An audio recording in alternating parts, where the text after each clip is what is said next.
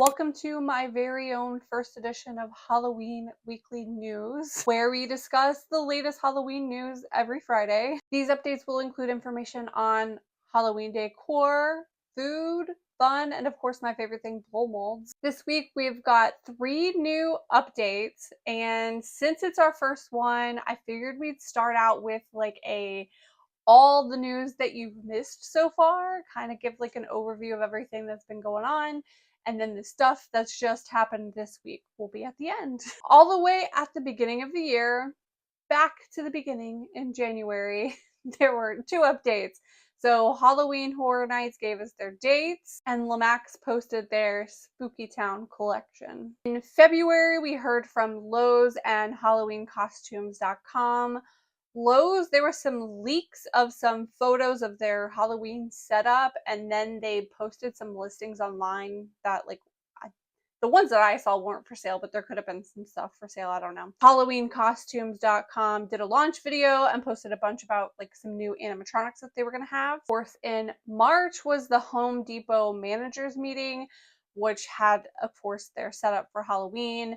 Along with that came up with a social media post from Home Depot themselves. And then April was the month to be around for Halloween. There were so many updates for April. So let's go through them really quickly. Halloween Horror Nights in Vegas posted their first video for their Scarecrow house. Someone leaked Dunkin' Donuts Halloween bucket in a Facebook group, and then that got spread all over the internet. There was some leaks for the Hallmark ornaments, but it was okay because Hallmark was just about to put out their dreambook. And then we got a bunch of halfway to Halloween posts. I mean, not a bunch, but we got Spirit Halloween, which did some posts and announcements and even a really cool video game. One that I was really excited for and posted about was At Home. Not only did they do halfway to Halloween posts online to give us a reveal of their Halloween collections for 2025, they also put stuff in stores for the very first Code Orange of the year.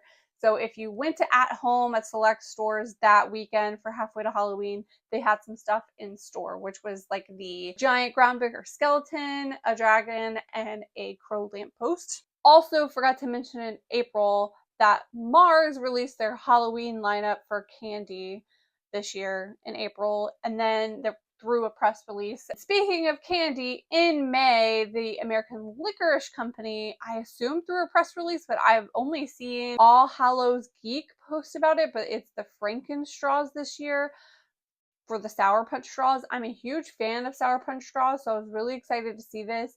The flavors and the color look similar to last year, but I love that it's Frankenstraws. It's just cool.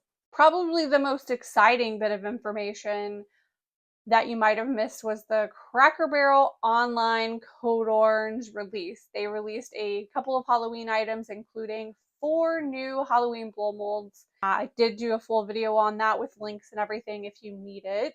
For this week, what do we have? So last Friday, we got a sneak peek from Lemax for their Michael's exclusive Spooky Town. On Michael's website, they say they will be available online for purchase on today, so check that out if you collect those. Can't guarantee that they're going to be there, but the website does clearly state they're expected to be available May 16th, which is today. The first one is the Jumping Jacks Ferris wheel, which is super cute, and it has little jack-o'-lanterns as the ride seat, and each of them have their own little character on the inside. I can't quite tell. One almost looks like the Wolfman, but there is definitely a clown hiding in there. I really like the addition of the lamp post. There is something about going to a carnival at night and seeing the lamp post glow, and I kind of feel like it adds to the ambiance of this little spooky town. Next up is the Count's Candy Corn Factory, and this is just so weird and creative to me. I don't know a lot about Lemax Spooky Town. I don't collect these or anything. I do love to look at them at Michael's. Those are probably the only ones that I ever see or ever pay attention to. It's cool to get to see this sneak peek before they're in store in August, September, This one's so cool. I don't think of Dracula and candy corn together. There is a bat at the top holding 2 candy corns, and there's bats spinning around him. Very unique. And then we have the Petrified Forest Tree, which has lights. It's supposed to be in the forest. I don't know how they got electricity out there, but I like it. I really like the addition of like the glowing eyes in the tree. Next up, we have the gates to the underworld, which is this like skeleton face gate, I guess. Okay, I haven't looked at them all so far, but I'm gonna say this one's my favorite, at least so far. But the Monstercade, the building itself reminds me of something that you would see in Gatlinburg. It's like shaped like a arcade game. And then inside, of course, you have like the tiny, smaller little arcades that the monster's actually playing. And all of the screens light up. It's super cool. The next one is Monsters on Main Street, which has like almost all the monsters, but we're missing a couple. We have the Mummy's Wrap Cafe. He's serving us food. Would you eat food from the mummy? We got Dr. Frank's Laboratory Supplies, Dracula's Cabinet of Oddities. We've got some ghouly news from a witch, and then there is a wolf man atop the houses, but I don't see any creature. Oh, there is a hunchback. There is also a hunchback, but he didn't have like his own little place or anything. Next up is the Zoomy Brooms Flying School. Looks like it's 2 kids learning how to fly on this automated spinning thing, and there's like a teacher in the corner. Love the addition of the cat. This one's gonna be my second favorite. This is Zelda's Black Hat Pizzeria, which is serving pizza to Dracula and Frankenstein. Like, what more could you want? Monsters and pizza. Even the skeleton is eating some pizza. That's cool. And the last Lemax Michaels exclusive is the lighted coffin, which is pretty cool. So our next hot topic is Mickey's Not So Scary Halloween. Disney posted on their website like the dates, when you can buy tickets, anything and everything that you would need to know about it. What is Mickey's Not So Scary Halloween? So it's a ticketed event that occurs during the evening. You get in from like 7 p.m. to midnight. Special event ticket gets you in the park at like 4 p.m. I guess around 7 or so, they clear the rest of the people that don't have these exclusive tickets. And then you have this like Halloween party with Mickey, which is pretty cool. It's going to be select dates starting August 15th all the way through Halloween. Dates have been posted. I will post them here on screen. Pricing is $119 to $229 a ticket. What's special about this event? Like, why would you want to go to it? They have special overlays for the rides that are like Halloween themed. They'll also have exclusive special food, pins, and merch, and all kinds of like special Halloween stuff. And the villains are out. I guess this is maybe not a common occurrence at the Disney parks. So they do like a whole like villain parade, I think, but like the villains are there. Tons of villains. And then they had a section on what's new for 2025. Now, I will read you what this says. I don't know if this stuff is true or not, or if it makes any sense, because it doesn't quite make sense to me. Because like it says, there's a meet and greet with Mickey at the Town Square Theater. So maybe the place that they're having the meet and greet with Mickey and Minnie is new.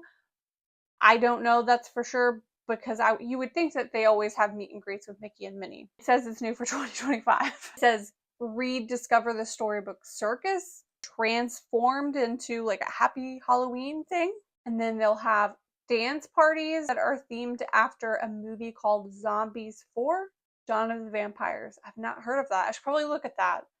Sounds like a good time. Let me know if you are super into Mickey's Not So Scary Halloween. If you go to these events, is it worth going to? I have been trying to beg my husband to go to Halloween Horror Nights. And speaking of Halloween Horror Nights, that is our next topic to talk about. Halloween Horror Nights is doing a Las Vegas experience. That's supposed to be year-round, but it starts this coming Halloween. And they posted a video of one of their houses. Like I said before, they already did the Scarecrow one video. Tuesday the 13th, they posted a reveal video of their Texas Chainsaw Massacre house that they're going to do. Of course, they've already announced that they're doing Texas Chainsaw Massacre, but they were actually revealed in this video that it's going to be based off the original movie, which is nice, because, I mean, do you want it to be based off the 2000s one? I don't know. It's supposed to be like a linear story based off the movie. So the original movie, linear, like walking through the movie is what I gathered from the video. It was really cool. If you didn't know, they're gonna have 4 houses there. I already talked about the Scarecrow one, the Texas Chainsaw Massacre one, a Universal Monsters one, which is cool, which I would be down for going through, but I don't think I'm gonna get myself to Vegas this year. And then the last one is the Bloomhouse Exorcist Believer, which I have not seen. That's the 4 houses that they'll have. It's supposed to open this coming August 14th to be specific. And since it's year round, maybe I can actually get my husband to go to it.